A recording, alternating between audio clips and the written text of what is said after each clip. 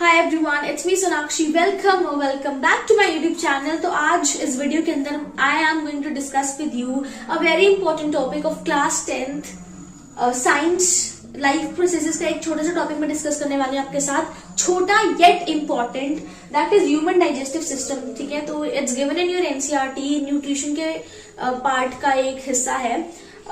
तो let's get started without wasting any time.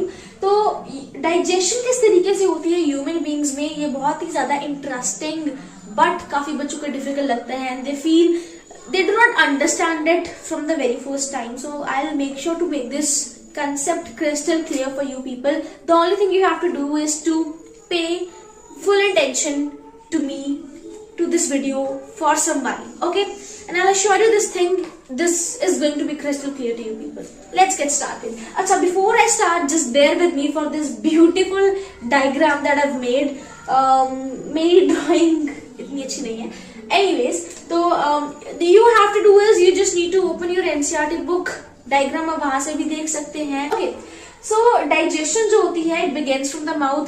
खाना हम खाते हैं, सो जब हम फूड इंजेस्ट करते हैं इन आवर माउथ से ही हमारी डाइजेशन बिगेन हो जाती है. माउथ में we have teeth which helps in chewing and grinding of the food. तो खाना च्यू और ग्राइंड होना स्टार्ट हो जाता है माउथ में. At the same time digestion जो होती है it also begins from the mouth. A lot of people have this kind of misconception in their mind कि डाइजेशन जो होती है it starts from the stomach. No, it is not. It starts from the mouth. यहाँ पे हमारे पास होते हैं salivary glands, salivary analysis होता है जो कि स्टार्च के डाइजेशन करने में हेल्प करता है. तो it begins from the mouth onwards. Okay, उसके बाद जो पार्शियली ग्राइंडेड फूड होता है, जो पार्शियली च्यूड फूड होता है, travels from the mouth to the oesophagus. ठीक है, यहाँ पे हमारे पास फैरिंक्स से होता हुआ फूड जो होता है ऑसोफेगस में, ईसोफेगस में जाता है.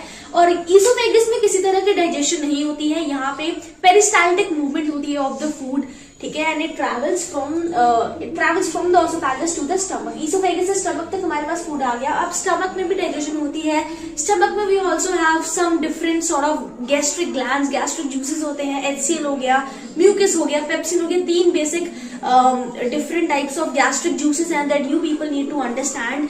एचसीएल की बात करें तो इसका पीएच काफी लो होता है और जो भी हम फूड खाना जो हम खाते हैं उसके साथ जो भी बैक्टीरिया हमारे स्टमक में आ गए होते हैं उसको डीनेचर करने का, उसको किल करने का काम जो होता है वो एचसीएल करता है. इसका पीएच जो होता है वो बड़ा कम होता है. और इतना डेंजरस एचसीएल हाइड्रोक्लोरिक एसिड जब हमारे स्टमक में हो तो हमारे स्टमक की इनर लाइनिंग को और स्टमक की वॉल्स को प्रोटेक्ट करने के लिए we have mucus as well that basically protects the stomach lining from the HCl.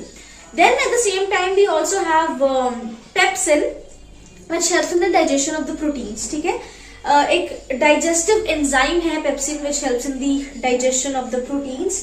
Then afterwards what happen is the partially digested food which is also known as chyme. By the way, stomach के बाद जो digestive food जाता है to the small intestine that is known as chyme या फिर chyme. It totally depends upon you and your pronunciation. ठीक है, तो हमारे पास कुछ एक्सेसरी ग्लैंड्स होते हैं like liver and pancreas. Liver जो होता है it produces bile. We all know this, ये हम बड़ी छोटी क्लासेस से पढ़ते आ रहे हैं, राइट? तो लीवर जो होता है that produces bile, that is stored. एक ग्रीन कलर का लिक्विड होता है बाइल जो कि इमल्सिफिकेशन ऑफ द फैट की डाइजेशन करने में हेल्प करता है, जो कि स्टोर होता है गैल ब्लैडर में. ये मैंने छोटा सा यहाँ पे बनाया हुआ है. I hope you are able to find it. Anyways, आप अपनी बुक खोल के देख सकते हैं. मैंने आपको पहले ही बता दिया था. पेंक्रियास में भी हमारे पास बहुत सारे पेंक्रियाटिक जूसेस को सिक्रीट करते हैं. डाइजेस्टिव जूसेस जहाँ पे हमारे पास आते हैं जो कि स्मॉल इंटेस्टाइन में आते हैं. स्मॉल इंटेस्टाइन में फिर हमारे पास टोटल एंड फाइनल डाइजेशन होती है ऑफ द फूड. और यहाँ पे डाइजेशन के साथ साथ अब्जॉर्प्शन भी हो जाती है because of the presence of some villi and microvilli, जो कि ऐसे कुछ फिंगर लाइक स्ट्रक्चर्स होते हैं इस तरीके के, ऐसे छोटे छोटे. डाइजेशन अब्जॉर्प्शन करने में ये माइक्रोविलाई और विलाई इस तरीके की हमारी हेल्प करते हैं. कूल. तो हमने देख लिया कि स्मॉल इंटेस्टाइन में सब कुछ हो गया. डाइजेशन होगी, अब्जॉर्प्शन होगी, मतलब जितना भी खाना हमने खाया था वो सब कुछ हो गया. Everything has happened. Assimilation of the stored food have also happened. अब जो अनडाइजेस्टेड फूड होता है it goes to the large intestine. अच्छा, by the way very important point, जो लार्ज इंटेस्टाइन है वो कहने में लार्ज है बट उसकी लेंथ जो है it is up to 5 feet, somewhere 5 feet. और स्मॉल इंटेस्टाइन की जो लेंथ है दिस इज 10 फीट. ये छोटी सी कॉइल होके इस तरीके से लार्ज इंटेस्टाइन के बीच में पड़ी होती है. ठीक है। It is surrounded by large intestine, not Holi but थोड़ी तरीके से लार्ज इंटेस्टाइन इसको सराउंड कर रही होती है। और जो जो लार्ज इंटेस्टाइन होती है, यहाँ पे बेसिकली जो वाटर होता है from the undigested food it is absorbed in the large intestine. Okay, then we have rectum also present in the large intestine and from the anus is the final opening जहां से जो undigested food होता है that is egested out from the body.